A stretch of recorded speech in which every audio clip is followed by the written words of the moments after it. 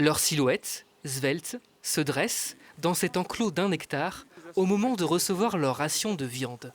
Ces 4 femelles guépards du bioparc de Douai-la-Fontaine sont en bonne santé. Pourtant, il y a un mois, la mort brutale a frappé 2 autres guépards.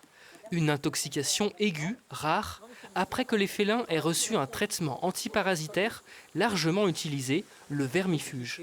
Toutes les analyses concordent et montrent bien qu'il n'y a aucune pathologie sous-jacente et que le vermifuge est la cause du traitement sur une réaction rare et imprévisible. Mais ça fait partie malheureusement des choses qui peuvent arriver dans le cas d'un traitement médical, quel qu'il soit. Les guépards pris de vomissements. Leur état de santé se dégrade très vite, sous les yeux de visiteurs qui ont filmé la scène et l'ont transmis à cette association opposée à la captivité des animaux sauvages.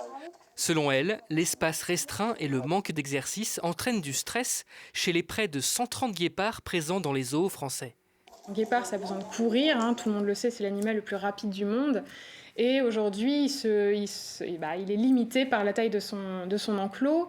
Vous avez aussi tout ce qui est groupes sociaux. Au bioparc, en l'occurrence, c'est que des femelles. C'est des choses que vous ne retrouvez pas en milieu naturel. Au bioparc de Douai-la-Fontaine, la mort des 2 guépards survient après le décès de 2 lionnes tuées par un lion en décembre dernier. 2 coups durs en quelques mois pour un parc souvent cité en exemple sur son engagement en faveur du bien-être de ses 1300 pensionnaires. Je suis assez outré de voir le niveau de méconnaissance des personnes qui osent dénoncer ce qui n'a rien de dénonçable.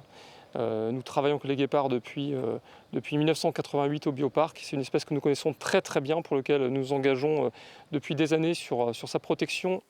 Le guépard, une espèce menacée dans le monde. Il en reste aujourd'hui 7000 dans la nature.